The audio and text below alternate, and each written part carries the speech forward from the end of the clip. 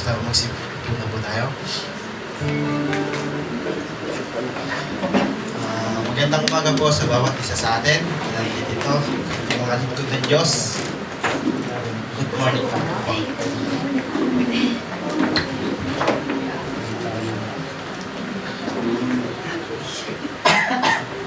Ready na po ba ang bawat isa? Yes. Praise God. So, last week po, narinig po natin yung last week yung sabi po doon, the storms may come and go. So, dito po pinapatunayan po ng if the storms will come and go, of course, meron siyang iiwanan sa atin. So, ano yung iiwanan ng storm na yun? Bakit siya napupunta sa ating buhay? Or bakit siya napunta doon sa lugar ng Tacloban, Leyte, Samar, and Capiz, or doon sa part ng Visayas?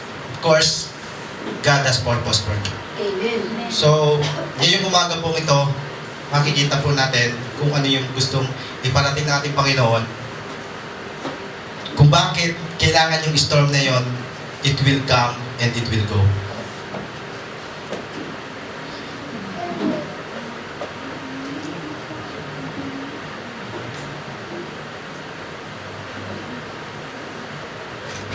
Okay? Basahin po natin isa-isa to. Sabi po dito, okay, basahin po natin. Do not afraid. I am with you. I am your God. Let nothing terrify you. I will make you strong. I will protect you and save you. In times of trouble, He will shelter me. He will keep me safe in His temple. He will make me secure on the high rock.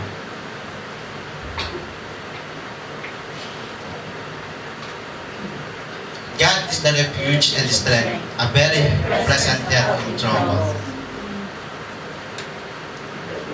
The Lord is my protector.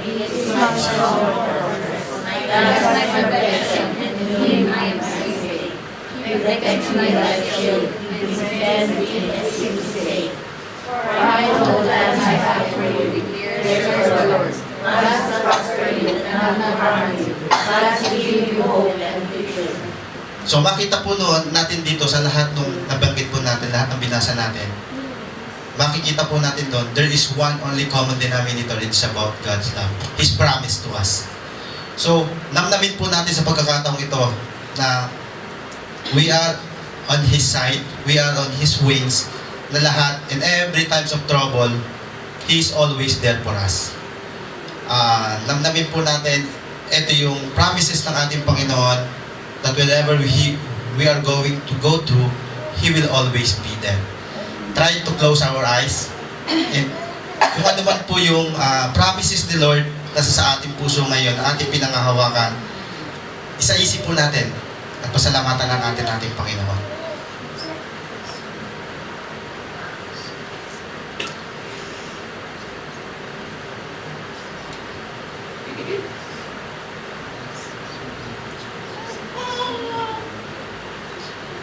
So, God, thank you for this. So ngayon po, gusto ko pong ipapil sa inyo ngayon kung ano po yung nararanasan natin. Ano po yung gustong sasabihin ninyo sa ating Panginoon? Na kung kayo, praise God, of course, we are not one of them na nasa lata ng bagyo.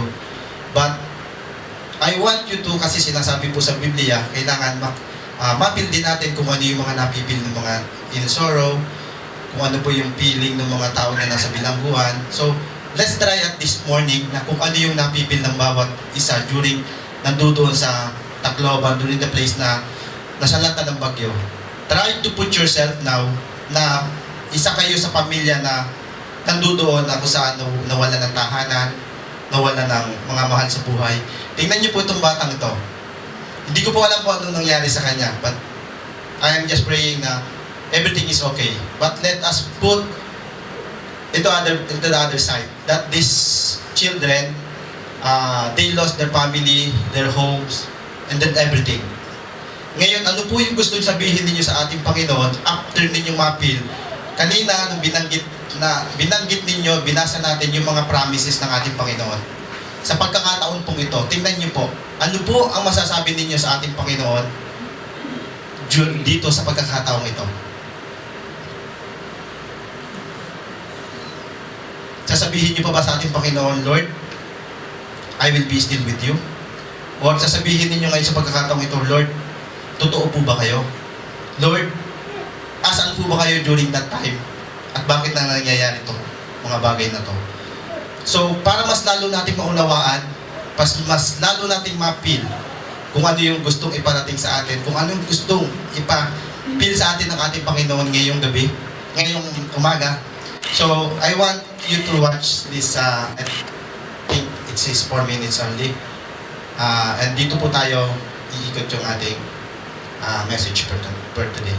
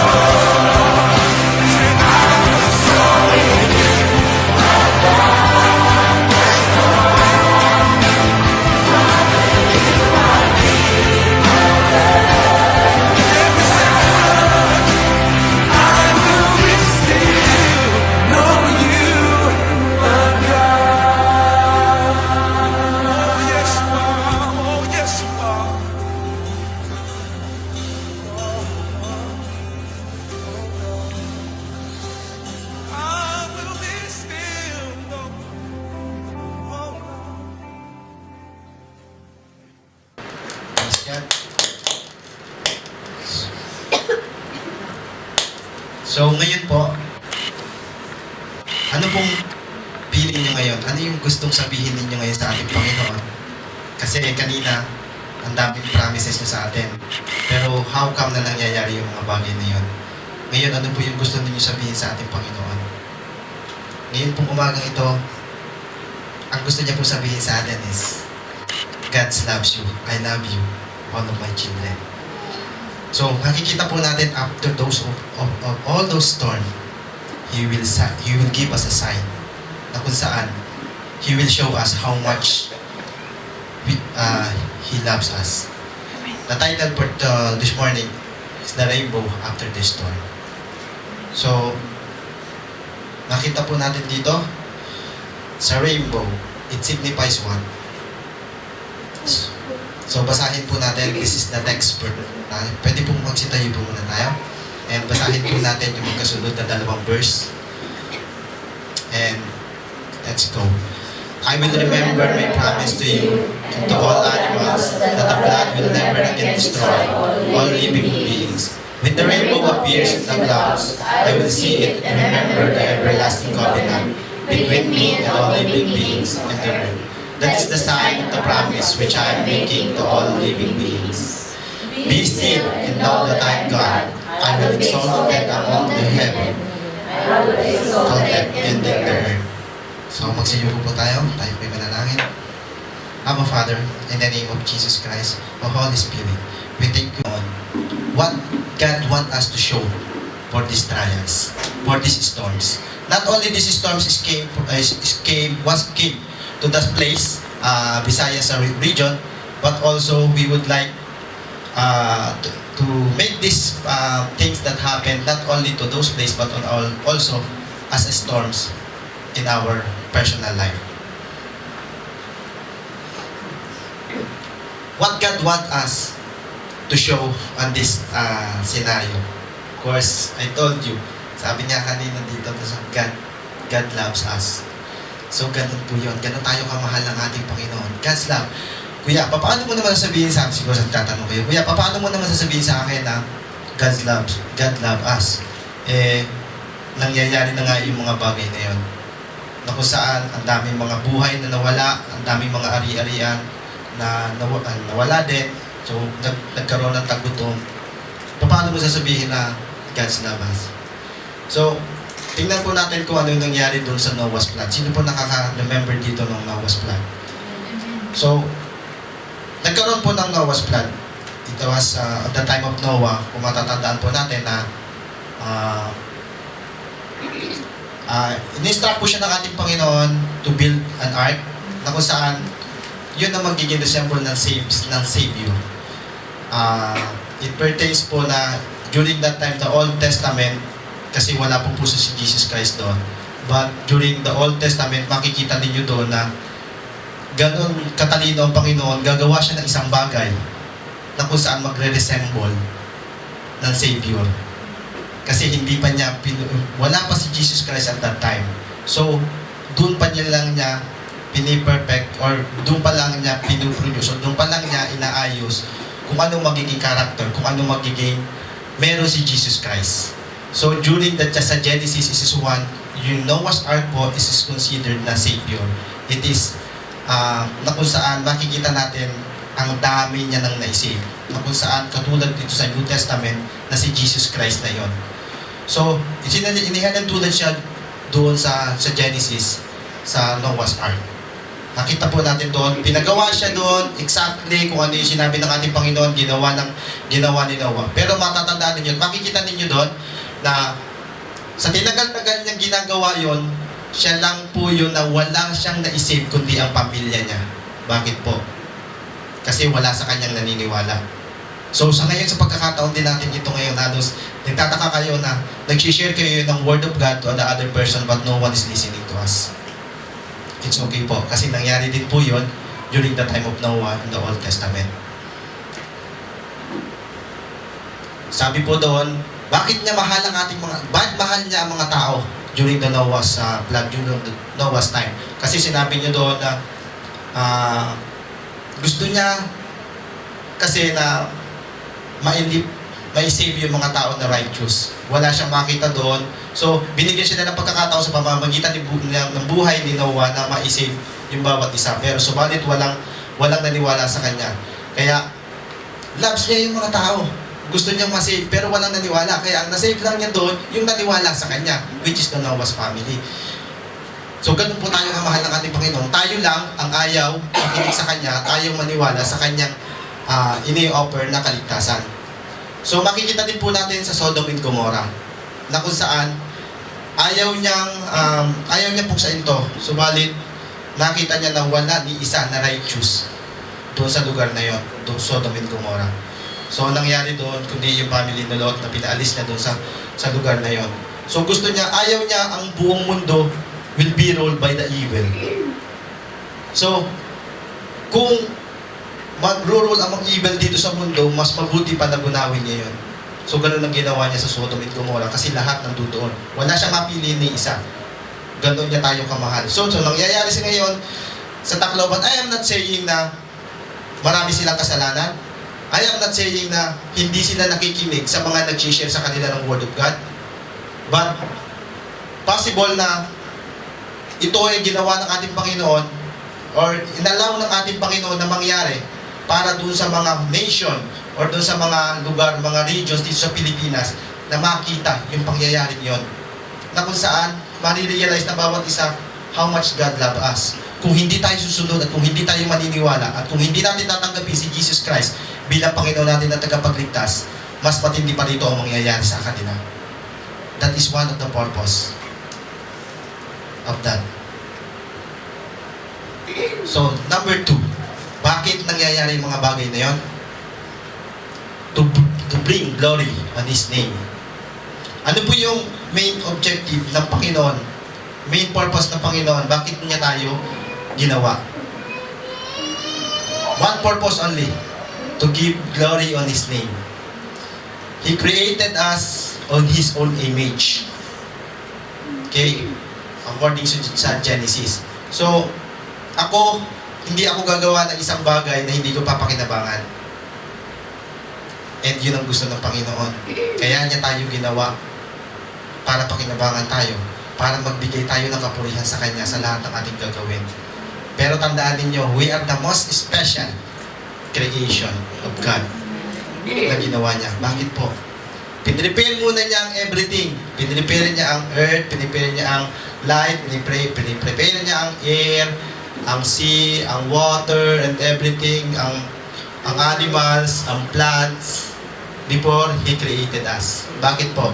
Kasi kung tayo muna, magugutom tayo doon. So tingnan natin, ganun katalino ang ating Panginoon. And ganun tayo ka-special sa ating Panginoon because everything, kapag dinala niya tayo sa isang lugar, He will make it sure that everything will be prepared for us. That's how God's love us. Sabi niya po doon sa John 9:1 verse 3, as Jesus was walking along, He saw a man who had been blind from birth. Rabbi, His disciple asked, why was this man born blind? What is because of his own sin or his parents' sin? Or it was not of his own sin or his parents' sin? Jesus answered, this has happened so the power of God could be seen in him. Tingnan po natin yung mga bagay na ang hirap ipaniwanag sa ating mga buhay. Doon po sa John 9, na kung saan po, it was a story ng isang bata na pinanganak na siya na bulag. Okay? May nagtanong po sa kanya doon na kung ito po ba kaya siya bulag is because there is a sin of his parent, because of the sin of his parents, or because of the sin of this boy. Ano po ang answer ng ating Panginoon? Kaya siya bulag, sabi po niya gano'n, this happened because the power of God could be seen in him. Para makita ang glory ng ating Panginoon sa mga ganong pagkakataon. So, lahat ng bagay kung sasabihin ninyo, bakit siya pinanganak ng gano'n, bakit siya nagkaganyan, bakit nagkaganyan, isipin natin, God has purpose. And this paramount purpose is to bring glory on His name. Yun lang po lagi. Kaya, bawat question natin na hindi natin may paliwanag sa ating buhay, tandaan natin, Si Lord lang ang makakapagpaliwanag niyan. And for sure, this is for His own glory. So makikita din po natin sa Exodus of Israelites from Egypt. Nasa book po of Exodus, napakahaba po niyan. So, makikita po natin doon kung paano gumagawa ang ating Panginoon for His own glory. In fact, kaya naman niyang i-stop yung Peru na huwag pigilan yung mga Israelites para makaalis. Pero ang sabi niya, patitigasin ko ang puso ng Peru na to para hindi payagan itong mga Israelites na umalis. In that way, gagawa ako ng maraming miracles para makita ng ibang tao na nasa paligid how good my name is. So, ganun po yung ginagawa ng ating Panginoon. Kasi kaya naman niya gawin eh. Ano yung nangyayari dito sa Tacloban? Kaya naman niya, parating pa lang yung bagyo. Pero ang sabi natin, lahat tayo nag-pray for sure para huwag matuloy yun. Pero sabi, my thought is higher than your thoughts. My ways is higher than your ways. Hindi natin abot yung iniisip ng ating Panginoon.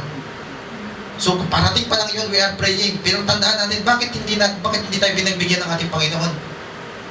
Because He want to bring glory in His name through this typhoon. So, paano nangyari? Kuya, nangyari ba yun? To give glory in His name? Nangyayari ba yun? Nakikita natin sa mga Facebook, sa mga nangyayari. Tingnan ninyo, wala halos 90% sabihin ko na nagsasabi na there is an hope. God's love us. So, nakikita doon yung pangalan ng ating Panginoon. Na kaya nangyayari yun because they love us.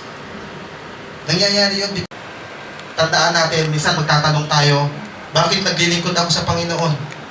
Subalit, ang dami-dami ko laging problema. Dami kong wala akong pera. Or may pera ako, wala din naman kapos. Mas marami pa ako sa pambayad. So, may sakit yung anak ko. Nag-a-addict yung anak ko. Nagkakaroon ng illicit relationship. So, ang dami mga bagay-bagay na nangyayari despite sabihin mo, Lord, naglilingkod ako sa iyo pero nangyayari itong mga bagay-bagay na to. Ang hirap natin ipaliwanag, di po ba? Pero God has purpose. And it is one of these purposes to bring glory in His name.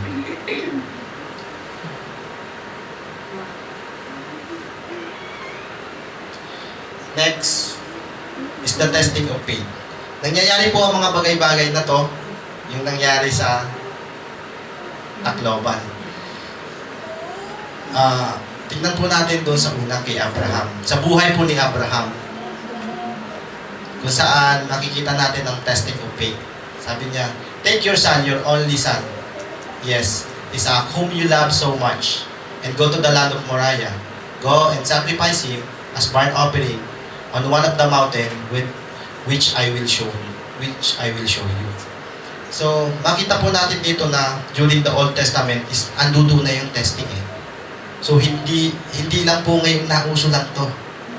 Noon pa lang, during the time of Old Testament, during the time of Abraham, the father of all nations, which is our forefather, si Abraham. Nandudo na po pala yung testing of faith. Na kung saan, pinapatunayan natin kung gaano tayo katatag, kung gaano tayo yung paniniwala natin sa ating Panginoon.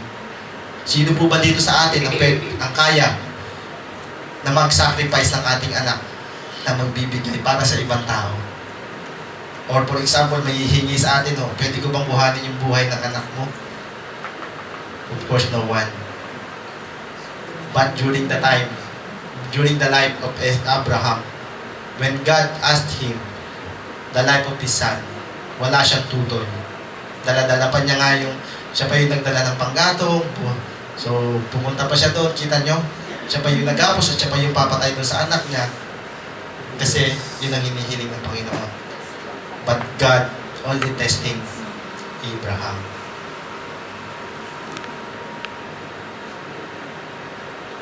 During the time of Job, sabi niya po dito, nag-uusap po ang Panginoon and si Satan at that time. And sabi ni Lord, saan ka galing?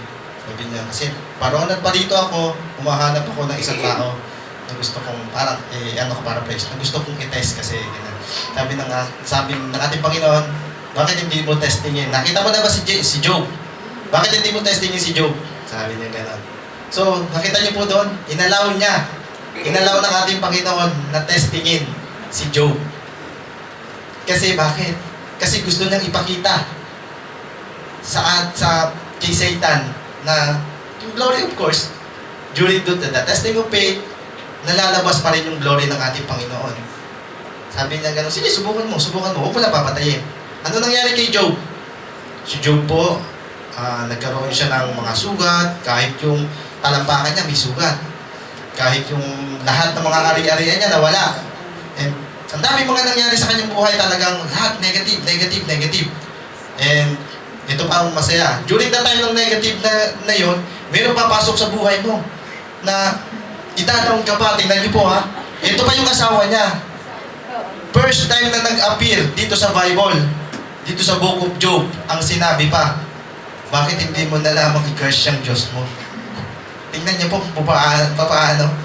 Ganon mag-test. Pag inaalaw ng ating Panginoon, yung testing. So hindi mo alam, yung kakampi mo, sabihin mo, kakampi ko ito. Pero minsan magiging kalaban mo. Kaya dapat lagi tayong strong. So, tingnan ninyo dito po, sa pangyayari din sa testing of faith. Magtataka kayo kung ako yung susulat nitong Bible, kung ako yung magko-compile nitong Bible, baka maiksi na lang to eh. Kasi bakit ko isusulat pa lahat yung mga negative, yung mga pighati? Bakit ko isusulat pa bakit ko ilalagay pa dito yung mga trouble, yung mga problems? Bakit hindi na lang lahat blessings? Nakuha niyo po? Siguro gaano kakapal itong Bible natin? Ganito kakapal. But what if we're going to delete all the problems which is written here? Gaano na kaya kakapal ang magiging Bible natin? But God did not allow that. Kasi kung gusto niya talaga tayong i-encourage, the best pa rin ang encouragement, yung positive motivation, di ba? Positive motivation is the best encouragement. Eh bakit nagkakaroon pa ng mga problems? Meron pang death, meron pang sorrows, meron lahat. Lalo sa Book of Job, nandun yung Book of Exodus, na kung saan pinapahirapan sila, nagugutom sila doon sa ilang. Pero nandoon sila sa command ni Lord. Pero bakit? Ang dami pa rin problems na nakasulat dito. Dapat hindi na lang isinulat para hindi na tayo nahirapan. Lahat, blessings tayo. Pero God allowed us. God allowed those things to be written in the Bible because that is part of the testing which God wants us to pass.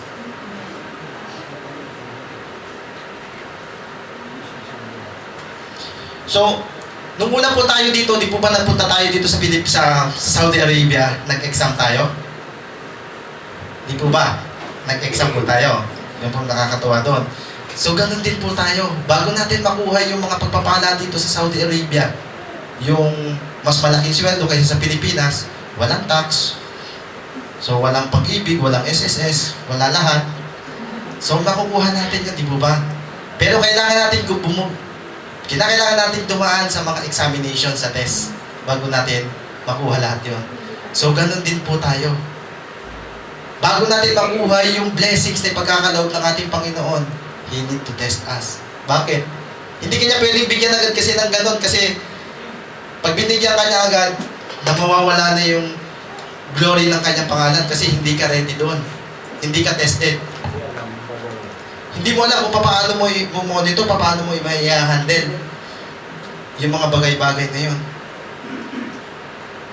Tandaan po natin, sabi doon, testing is not a demonic activity. Kasi kung natatandaan ninyo lagi, pag nagkakaroon ng testing, laging nandun si Satan eh.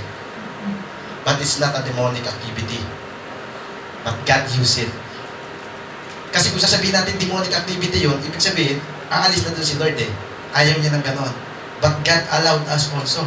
God allowed those testing for us to test our faith. For us, para ma-establish yung ating faith. The most power you possess is your faith. Ito po yung power. That when you lose it, you lose. Tandaan po natin. Ang faith po yung power na we have only. Sa lahat ng bagay natin, sa lahat ng ginagalaw natin, whatever we do, we should have always the faith. Without our faith, we are a loser. Faith is the only things threatens the devil. Faith is the only things threatens the devil. Bakit po? Kasi kapag meron tayong faith, nagkukumahog na, tumatakbo-takbo na, nagwawala na yung demonyo. Kasi meron tayong faith sa ating Panginoon na kaya natin siyang talunin.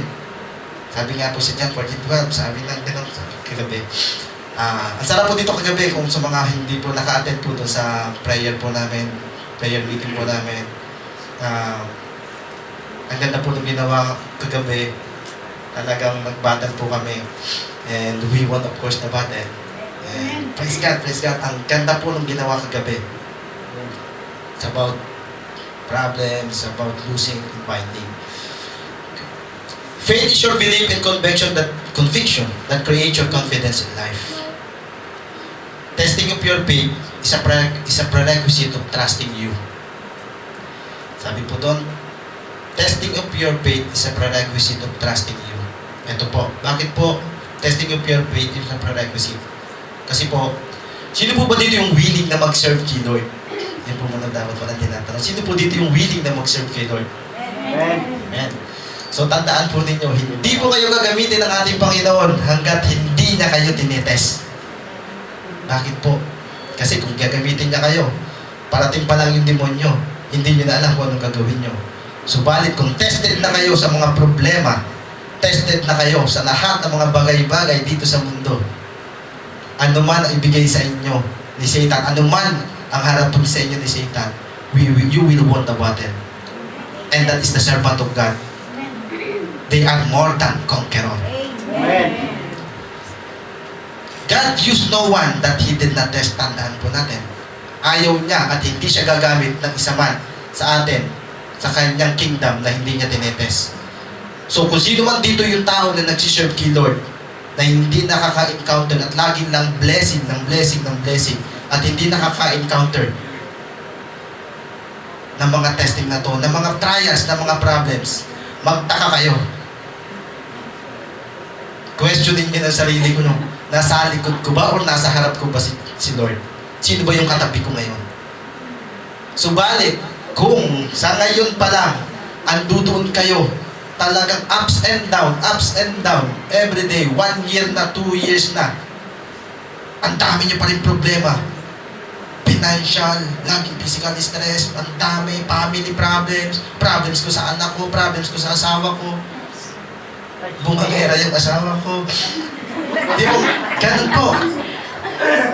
Pag-pray niyo po yan.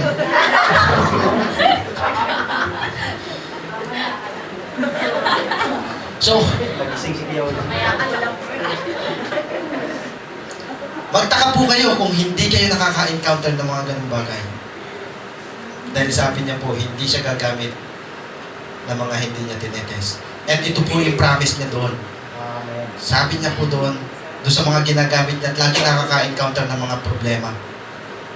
Sabi niya po, I will no longer lift you up, but instead, after you finish the test, I will stay you up.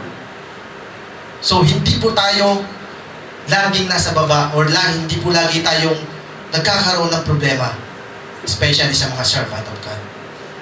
Gugustuhin ba naman niya na servant of God niya? Nakikita ng mga nakikita ng mga tao, sasabihin ng mga non-believer, ito ba yung servant of God? Ang daming problema, ang daming ganyan. But after the test and you pass the examination of God, He will stay you up. Nandudun ka lagi. Yes. Ganon tayo kamahal ng ating Panginoon. Amen.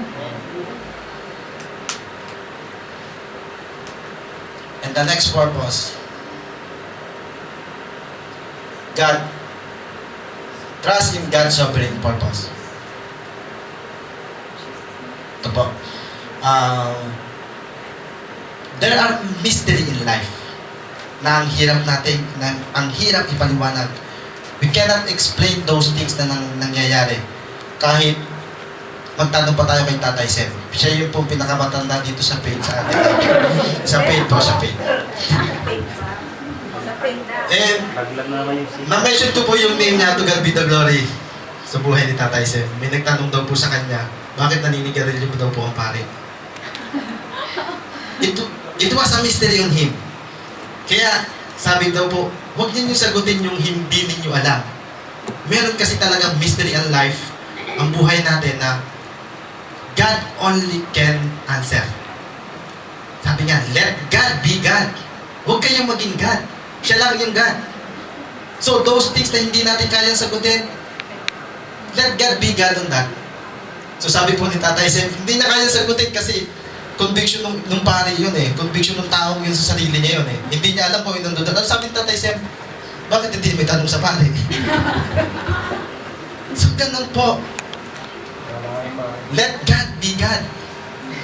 Romans 8:28 po. And we know that God causes everything to work together for good to those who love God and are called according to His purpose. Maraming mga bagay na nangyayari dito sa mundo na ang alam natin, sabi natin, Lord, bakit nangyari ito sa akin? Nawalan ako ng trabaho. Ang hirap nito, Lord, paano? Sabi niya doon, sabi niya, all things are work together for good to those who love God. Alam niyo po, nagbibigay po kami no, sa industrial area.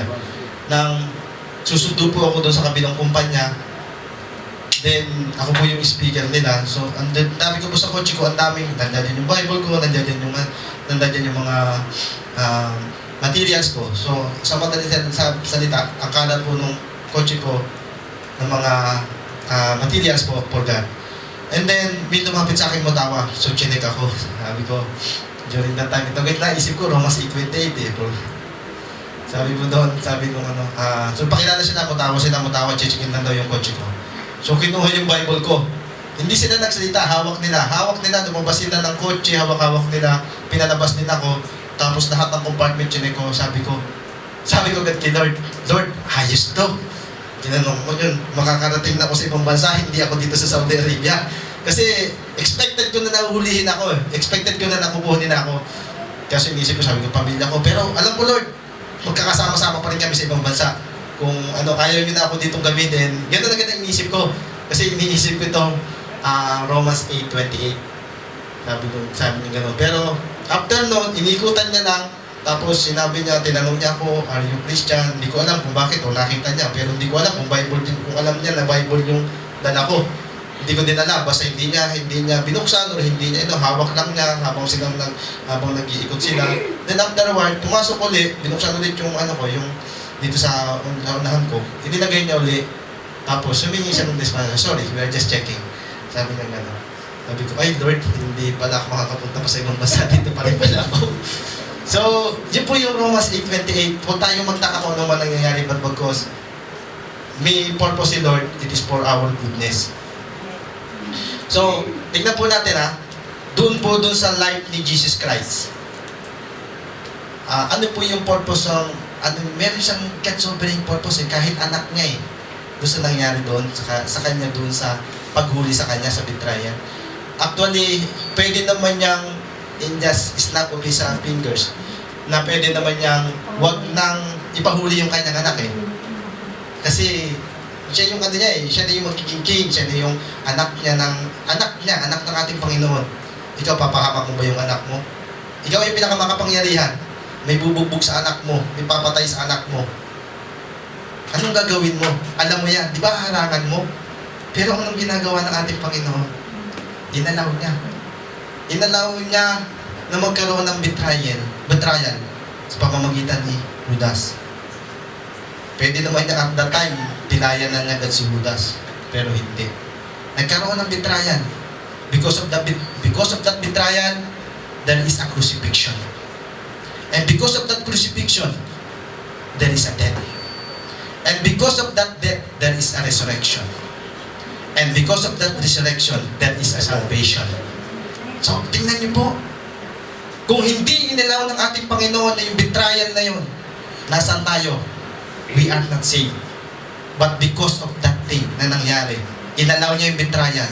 That's why we are already saved. Ganon gumawa ang ating Panginoon. Hindi natin kayang imagine kung anong gusto na mangyari ng ating Panginoon. Pero God is working on us.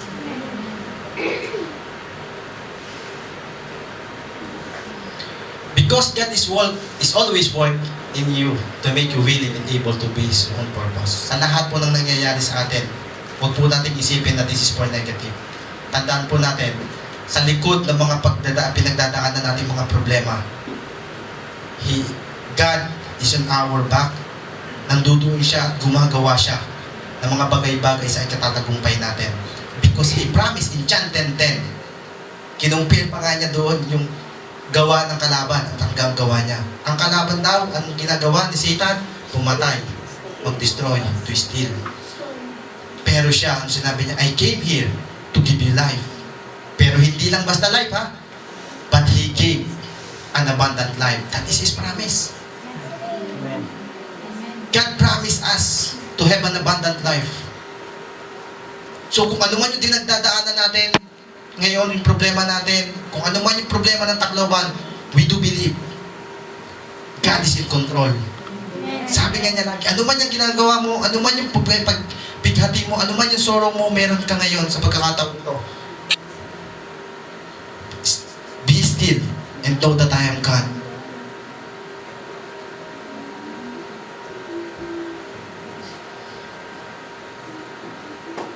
Sabi po doon sa Exodus, ito po, dito, magtatapos na po tayo dito. Moses answered, don't be afraid, stand your ground, and you will see what the Lord will do to save you today. You will never see this Egyptian again. The Lord will fight for you, and all you have to do is to keep still. So, ganun yung promise ng ating Panginoon. After you test the examination, after you pass the examination, sabi, I will lift you up, and you will never see those Egyptians again. These Egyptians pertains to, not Dr. Hania, this Egyptian pertains to the Pharaoh. The Pharaoh is those, yun ang problema ng mga Israelites at that time. So, He is promising at this age natin, during this age natin na kapag nilip tayo ng ating Panginoon up, and He stay up, yung ating sarili na stay nyo siya sa doon sa mataas at hindi na niya tayo iaalaw pang bumaba. Kasi sinabi niya ganyan, lahat ng problema mo, hindi mo na siya makikita. Because I lift you up already. And the Lord will fight for you, and all you have to do is to keep still. So, He is always there. He is always fighting for us because He loves us so much. Tingnan niyo po yung mga nangyayari ngayon doon sa Tacloban. Ang daming mga sorrows, di po ba? Pero ano po yung promise ng ating Panginoon? Sabi niya po doon, weeping may endure for a night, by joy cometh in the morning. So nakakaranas man tayo ng mga kapighatian, nakakaranas man tayo ng mga trouble, pero God promised us in Psalms 30 verse 5, hanggang gabi lang daw po yun. At pagdating ng umaga, makaka-experience tayo ng joy because of His love. You will not be able to comprehend what is happening in your life. Hindi natin maintindihan kung ano yung mangyayari sa ating buhay. But God is still working in your life.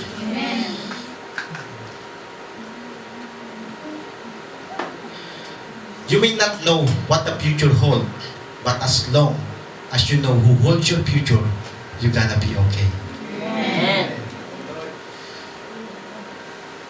So, tignan po natin kung gaano tayo kamahal. Despite, di po ba nung una, sinabi ko sa inyo, na yun yung word ng ating Panginoon na kung gaano tayo kamahal, na nandudun tayo, dapat lagi tayong safe sa Kanya. Subalit nangyari yung mga storm na yun, pero andudun pa rin yung ating pagmamahal. Yung ganun, nandudun pa rin yung pagmamahal ng ating Panginoon, na kahit kailanman, hindi tayo iniiwan ng ating Panginoon. Kung ano man ang trouble, kung ano man ang problems, kung ano mang storms na meron tayo sa buhay natin, God will make a way. He will not let us na bumagsak.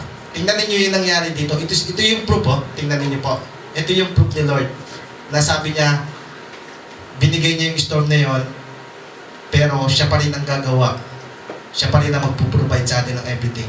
Because He want to prove us na sinasabi niya doon sa Isaiah 41, verse 10, na lagi siya yung comforter natin, siya yung magpo-provide ng everything sa atin. Kaya lagi niya sinasabi, be still and know that I am God.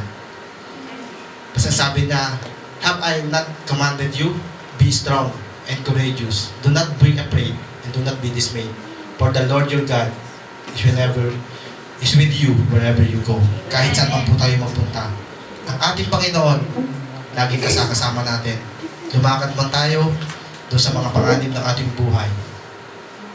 Ando doon pa rin ang ating Panginoon na tapat na nagmamahal sa atin, na lagi niya pinapatunayan ang kanyang mga salita na He loves us so much. So, yun lang po yung message ng ating Panginoon. And, pwede po bang pa-request ko po yung music na kantahin po natin yung Still before we have our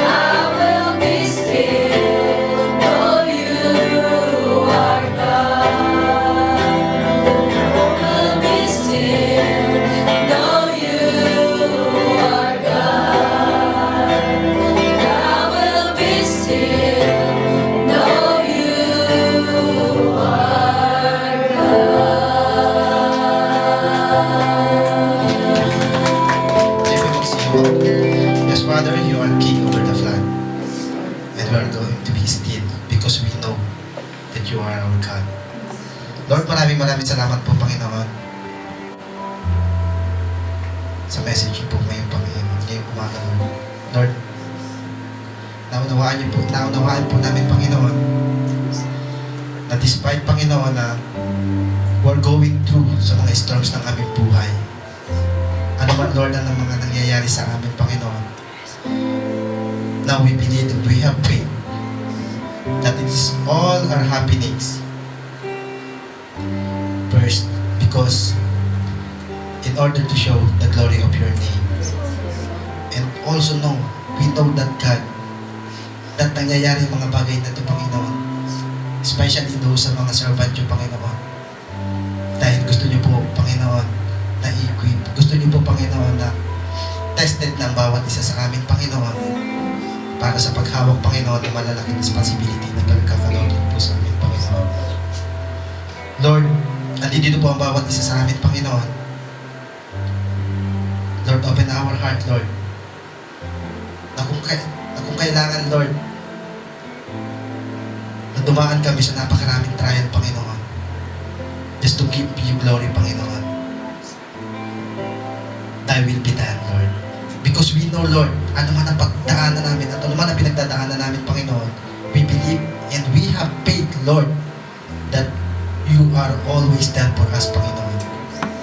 That you are not leaving us nor forsake us. You are always with us, Panginoon. Na Lord, lagi po kayong nandoon sa amin, Panginoon. Na lagi po kayong inaayos, Panginoon, ang aming buhay, Panginoon. Lord, maraming salamat po, Panginoon. Na tunay nga, Lord, na nakikita namin sa araw-araw, Panginoon. After the storm, Panginoon, you will show us, Panginoon, the sign that you are still alive. That still your words and your promises ay laging nandoon, Panginoon. Na laging buhay, Panginoon. Maraming salamat po, Panginoon, sa pag-ibig ninyo sa bawat isa sa amin. Maraming salamat po, Panginoon. In Jesus' name we pray. Amen.